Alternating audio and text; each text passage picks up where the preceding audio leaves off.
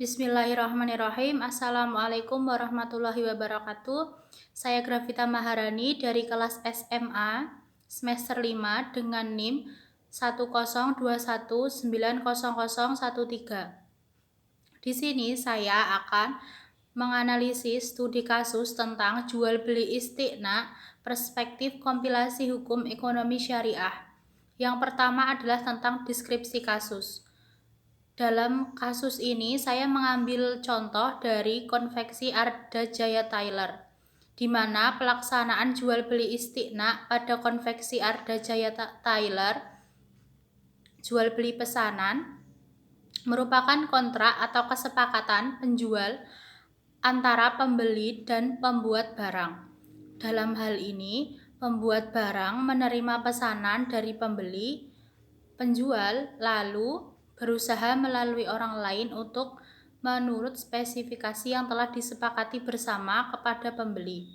Kedua belah pihak bersepakat atas harga serta sistem pembayaran yang dilakukan di muka, melalui cicilan atau ditangguhkan sampai barang tersebut selesai dibuatkan. Dari pihak karyawan menambahkan bahwa dalam kesepakatan atau perjanjian tersebut tidak terdapat unsur paksaan, semua dilakukan dengan kesadaran diri. Transaksi pembiayaan antara penjual dan pembeli dilakukan atas dasar kesepakatan bersama. Konveksi Arda Jaya merupakan tempat usaha di bidang pembuatan pakaian yang menggunakan konsep pesanan atau istiqna.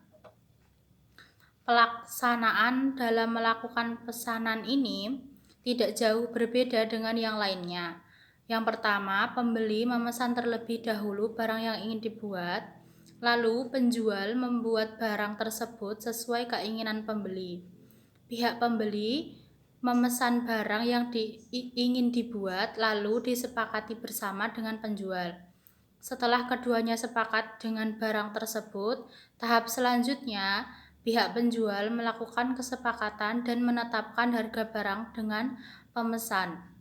Setelah dilakukan penetapan harga, maka pihak penjual melalui orang lain membuat barang tersebut dalam waktu seminggu sesuai dengan waktu dalam membuat barang tersebut. Pembeli membayar uang muka sebagai jaminan untuk barang yang dipesan dan akan dilunasi ketika barang sudah selesai dibuat. Selanjutnya, setelah barang selesai dibuat oleh pihak konveksi, barang akan diantar kepada pembeli. Yang kedua adalah teori dalam KHES dan Fatwa DSN MUI. Secara etimologis, istiqna adalah asya'i yang artinya meminta membuat sesuatu, yakni meminta kepada orang pembuat untuk mengerjakan sesuatu. Secara terminologis adalah transaksi terhadap barang dagangan dengan tanggungan yang disyaratkan untuk mengerjakannya. Objek transaksinya adalah barang yang harus dikerjakan dan pekerjaan pembuatan barang tersebut. Menurut KHES, istiqna adalah jual beli barang atau jasa dalam bentuk pesanan dengan kriteria dan persyaratan tertentu yang disepakati antara pihak pemesan dan pihak penjual. Selanjutnya, menurut Fatwa DSN MUI nomor 6 tahun 2000, jual beli istiqna merupakan kontrak penjualan antara mustasni yaitu pembeli atau sani yaitu supplier atau bisa dibilang sebagai penjual, di mana pihak penjual menerima pesanan dari pembeli menurut spesifikasi tertentu. Pihak supplier berusaha melalui orang lain untuk membeli atau membuat barang dan menyampaikannya kepada pemesan. Pembayaran dapat dilakukan di muka, cicilan, atau ditangguhkan hingga waktu tertentu. Pada dasarnya, istiqna merupakan transaksi jual beli cicilan seperti transaksi murabahah muajjal, namun berbeda. Jual beli murabahah yaitu barang yang diserahkan di muka, sedangkan uangnya dibayar cicilan. Sedangkan dalam istiqna, barang diserahkan di belakang, walaupun uangnya sama-sama dibayar secara cicilan. Menurut jumhur ulama, rukun istiqna terdiri dari pemesan, penjual, barang atau objek akad, dan ijab serta qabul. Ada pula syarat yang dijelaskan oleh kalangan Hanafiyah. Apabila salah satu tidak terpenuhi, maka akad ini dianggap rusak atau batal. Ketiga syarat tersebut adalah yang pertama, barang yang menjadi objek istiqna harus jelas, baik jenis, macam, kadar maupun sifatnya. Yang kedua, barang yang dipesan merupakan barang yang biasa dilakukan atau digunakan untuk keperluan dan sudah umum digunakan seperti pakaian, perabot rumah tangga, furnitur, dan lain-lain. Yang ketiga, tidak diperbolehkan menempatkan dan memastikan waktu tertentu untuk menyerahkan barang pesanan. Ketentuan jual beli istiqna dalam KHES. Yang pertama adalah pasal 104. Bai istiqna mengikat setelah masing-masing pihak sepakat atas barang yang dipesan. Yang kedua, pasal 105 dapat dilakukan pada barang yang dapat dipesan. Yang ketiga, pada pasal 106, identifikasi dan deskripsi barang yang dijual harus sesuai dengan permintaan. Yang keempat, pada pasal 107, pembayaran istiqna dilakukan pada waktu dan tempat yang telah disepakati. Yang terakhir adalah pasal 108 ayat 1. Setelah akad jual beli pesanan mengikat, tidak ada pihak yang boleh menawar lagi isi akad yang disepakati. Pasal ayat 2, jika objek barang yang dipesan tidak sesuai dengan spesifikasi, pelanggan dapat menggunakan pilihannya atau yang biasa disebut khiyar untuk melanjutkan atau membatalkan pesanan tersebut.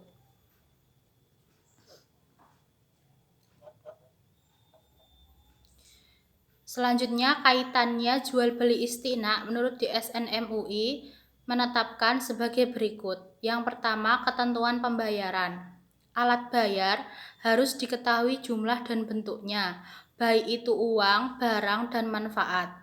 Yang kedua, pembayaran harus dilakukan sesuai kesepakatan.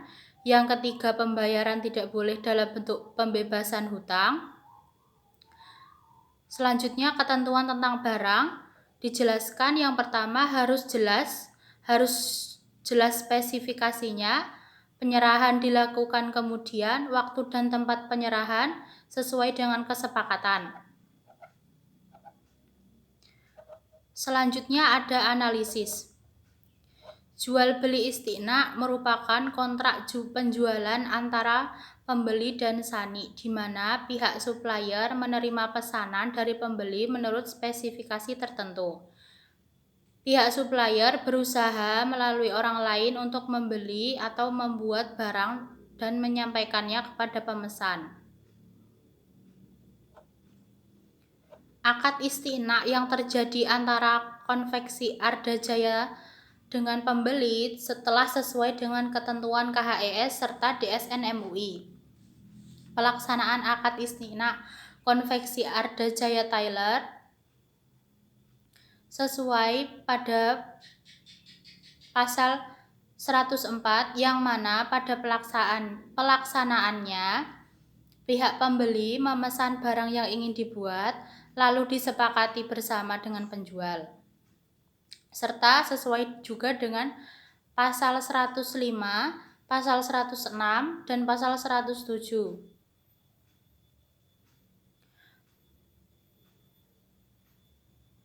Pada ketentuan KHES dan fatwa DSN MUI ada perbedaan tentang istiqna. Pada KHES buku 2 hanya dijelaskan tentang kesepakatan kedua belah pihak, identifikasi barang permintaan, dan pembayaran yang disepakati tanpa dijelaskan secara rinci. Sedangkan dalam fatwa DSN MUI, ketentuan-ketentuan pembayaran, barang yang disepakati, serta ketentuan lainnya dijelaskan secara rinci. Pelaksanaan akad istina pada konveksi Arda Jaya Taylor ini seperti yang dipaparkan di atas sesuai dengan ketentuan-ketentuan pada fatwa DSN MUI tentang jual beli istina. Karena kedua belah pihak sepakat bahwa pembeli memesan barang kepada penjual dengan bahan yang ditangguh oleh penjual dan dalam sistem pembayaran mereka sepakat untuk dibayar di muka, lalu pelunasan di akhir sesuai dengan barang pesanan selesai dibuat. Kesimpulan dari analisis ini adalah konsep jual beli istina menurut fatwa DSN MUI merupakan kontrak penjualan atas jenis barang yang belum ada di tempat atau ready stock antara syani penjual atau supplier dengan mustasni yaitu pembeli dengan bahan baku disediakan oleh penjual. Dalam hal pembayaran harus dilakukan berdasarkan kesepakatan dan alat bayar harus diketahui jumlah dan bentuknya. Pelaksanaan jual beli istina pada konveksi Arda Jaya Taylor sepenuhnya sejalan dengan fatwa DSN MUI nomor 6 tahun 2000 tentang jual beli istina.